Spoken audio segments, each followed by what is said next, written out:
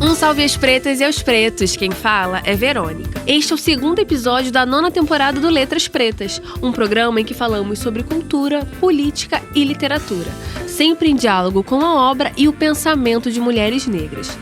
Esse programa nasceu do projeto Letras Pretas, que tem como objetivo estudar a produção intelectual e cultural de mulheres negras. O projeto é coordenado pelo professor Henrique Marques Amin e pelas alunas Amanda Lourenço, Camila Souza, que participou da preparação dos roteiros, e por mim, Verônica Silva. Também participam do programa de rádio as alunas Ana Beatriz Santos, Monalisa Daphne e Natane Porto. Periodicamente, publicamos resenhas e ensaios no nosso blog, no endereço letraspretas.com. Nessa cidade todo mundo é do Oxum. Homem, menino, menina, mulher. Pessoal, no programa de hoje, a gente vai falar um pouco sobre uma mulher que é um dos maiores símbolos da religiosidade negro-brasileira e da luta contra o racismo religioso.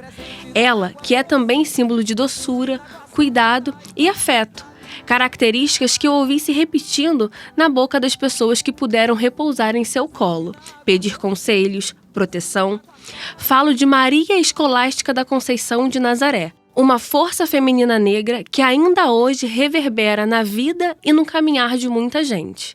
Mais conhecida, gente, como Mãe Menininha do Gantuá. Mãe Menininha nasceu na Bahia, no dia 10 de fevereiro de 1894, apenas 6 anos após a abolição da escravatura, e faleceu aos 92 anos, no dia 13 de agosto de 1986.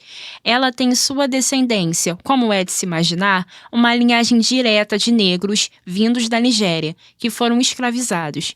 Seu nome de batismo, Maria Escolástica, foi uma homenagem a Santa Escolástica, que teria morrido no mesmo dia e no mesmo mês de nascimento de Mãe Menininha. Mãe Menininha, filha de Oxum, foi devota a esta santa por toda a sua vida. Ela contava que recebeu o apelido Menininha na infância, porque era chamada assim por sua mãe, tia e avó, mas não sabia explicar a origem do nome. Quer dizer, este nome antecedeu o importante cargo religioso que ela viria a ocupar no Ilê Yaomim Axé Yamacê, ou, como ficou popularmente conhecido, o Terreiro do Gantuá. Ele foi fundado na Bahia em 1849 por sua bisavó, a nigeriana Maria Júlia da Conceição Nazaré. Esse tradicional terreiro de candomblé se tornou um espaço religioso sagrado que propagou, desde então, costumes e heranças milenares dos povos iorubás, mantendo o culto aos orixás. É interessante a gente pensar também que toda essa propagação aconteceu por meio da oralidade. A palavra, para os povos tradicionais africanos, está diretamente ligada à magia e ao encantamento. Ela é a força fundamental, inclusive para a criação do universo, segundo algumas tradições. Outro ponto interessante para a gente pensar, Amanda, é na estrutura desse terreiro, que talvez seja o único no Brasil que mantém em sua direção uma descendente direta das africanas fundadoras do candomblé de origem iorubana no Brasil. Esse templo segue uma estrutura matriarcal, ou seja, esse comando sempre é conferido a uma mulher. Ou como li no site do próprio terreiro, abre aspas, é um templo que segue as regras tradicionais com base na estrutura familiar de manutenção dos laços parentais, onde as dirigentes são sempre do sexo feminino, obedecendo aos critérios de hereditariedade e consanguinidade, com uma linhagem de poderosas sacerdotisas. Fecha aspas. É isso mesmo, Monalisa. E dentro do candomblé, essa liderança feminina recebe o nome de Ialorixá, ou Mãe de Santo, que é como conhecemos mais popularmente. Nessa linha de sucessão, no comando do terreiro do Gantuá, Mãe Menininha foi a 4ª Ialorixá do templo. A primeira força feminina a liderar o terreiro foi Maria Júlia da Conceição Nazaré, a bisavó de Mãe Menininha. A liderança de Maria Júlia durou 60 anos, e ela foi substituída por sua filha, Pulchéria Maria da Conceição Nazaré, tia-avó de Mãe Menininha. Depois, quem assumiu o comando do terreiro foi sua sobrinha, Maria da Glória da Conceição Nazaré, mãe de Mãe Menininha. Mas esse comando foi breve, durando apenas 2 anos. E então, em 1922, aos 28 anos, Mãe Menininha do Gantuá assume o terreiro e fica no comando por 64 anos. Quando mãe menininha morre, quem assume o cargo é a sua filha, Cleusa Milé. Com a morte de Cleusa e por determinação dos orixás, desde 2002, quem lidera o terreiro é Carmen de Oliveira da Silva, mãe Carmen de Oxaguian, filha mais nova de mãe menininha do Gantoá. Fiz toda essa descrição para que a gente perceba o que a Mona Lisa falou ainda há pouco. O terreiro do Gantoá tem suas regras baseadas na estrutura familiar com critérios consanguíneos, seguindo toda uma tradição do candomblé. A gente precisa falar também da engenhosidade da mãe menininha para a manutenção e reverberação do candomblé, num país que buscava, inclusive, por meio de políticas públicas, embranquecer na pele e nos costumes a cultura brasileira.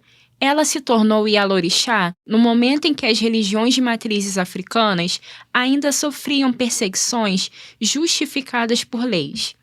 Tanto que, em 1930, foi promulgada a Lei de Jogos e Costumes, que determinava que os atos religiosos nos terreiros só poderiam ocorrer mediante autorização da polícia e deveriam acabar até às 22 horas.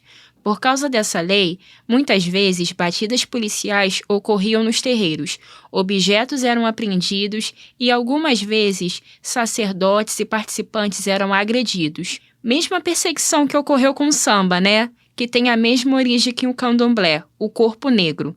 Mãe menininha, junto ao seu esposo, o advogado Álvaro McDowell, buscou estratégias legais que pudessem acabar com o racismo religioso no Brasil. Lê aí pra gente, Amanda, o que o sociólogo, antropólogo e babalorixá Rodinei William Eugênio apontou como a estratégia de mãe menininha para acabar com essa perseguição ao candomblé. Ele disse que ela promovia, abre aspas, o diálogo interreligioso. Ela se dizia católica, assumia essa dupla pertença, mas isso tem de ser compreendido dentro de um mundo maior. O candomblé, para ela, era a vivência, a cultura, o ethos. E ela viveu isso no sentido mais amplo. Ao mesmo tempo, circulava nos bastidores da política. Ela não gostava de aparecer, mas sabia o momento certo de fazer a coisa certa, com toda a discrição. Soube encontrar aliados no poder para manter os benefícios para a sua comunidade. Isso por força do seu carisma, seu poder de encantamento. Fecha aspas. Gente, isso quer dizer que mãe menininha abriu as portas do Gantoá para brancos, católicos, artistas, políticos, intelectuais, certamente na tentativa de criar frestas de resistência, possibilitando que sua fé alcançasse diferentes camadas da sociedade.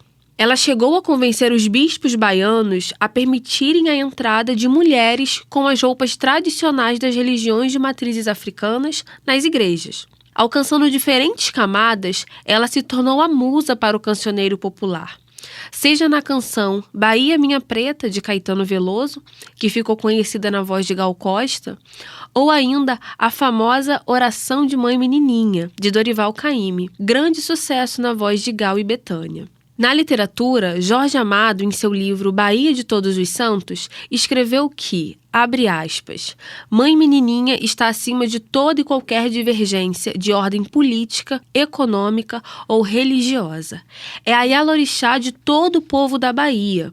Sua mão se estende protetora sobre a cidade. Não se trata nem de misticismo, nem de folclore, e sim de uma realidade do mistério baiano. Fecha aspas. Muita gente passou pela casa de mãe menininha, como Pelé, Getúlio Vargas, João Goulart, Lula, Jorge Amado, Dorival Caymmi, Gilberto Gil, Caetano, Gal, Bethânia, Daniela Mercury. Alguns desses nomes, inclusive, são seus filhos de santo.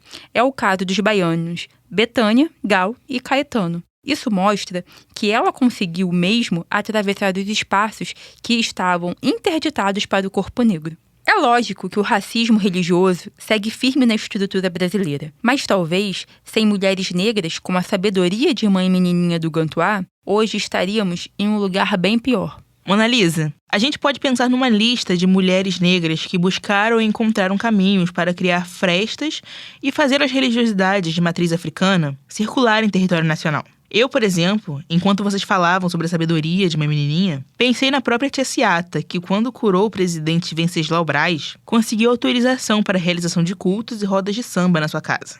Isso tudo é estratégia. É jogar com as cartas que tem para o favorecimento de si e dos seus. O que nos mostra também a mulher negra brasileira no lugar de agente ativo dentro da nossa cultura. Bem diferente do que a história única tentou fazer a gente acreditar, né? Exatamente, Natane. Hoje, o quarto de Mãe Menininha é um dos cômodos mais sagrados do terreiro do Gantuá e se tornou um memorial com mais de 500 peças, objetos pessoais e das tradições Nagô. E o terreiro do Gantuá é em si um espaço de preservação e reverberação da memória negra. Por isso, em 1985, se tornou área de proteção cultural e paisagística pela Prefeitura Municipal de Salvador e foi tombado pelo INFAM como Patrimônio Histórico Etnográfico do Brasil. A verdade, gente, é que ela merece todas as honrarias possíveis, seja na literatura, na canção popular, seja embalando o samba-enredo de escolas de samba, como a Mocidade Independente de Padre Miguel, em 1976, que a homenageou ainda em vida. Ou a Vai Vai, em 2017, numa homenagem mais recente, nos confirmando que o sol de Mãe Menininha continua iluminando nossos caminhos. Tudo isso porque ela se tornou, como afirmou o Babalorixá Rodney, abre aspas, a Yalorixá das Yalorixás, aquela diante de quem todas as mais velhas da Bahia se curvam por tudo que ela representava, pela própria condição conciliadora. Fecha aspas. Mãe menininha do Gantuá, ora eu acho, vem nos abençoar. Até a vista hoje vai cantar, bate cabeça, abre a roda com saudade. Bom, pessoal, agora vamos ter que encerrar o nosso papo por aqui por conta do nosso tempo. Vamos deixar as nossas palavras finais. Até o próximo programa, ouvintes. Obrigada por acompanhar a gente nesse episódio. Até o próximo episódio. Um abraço e obrigada pela audiência. Lembrando que periodicamente publicamos resenhas e ensaios no nosso blog letraspretas.com. Um salve às pretas e aos pretos e até o próximo programa Letras Pretas.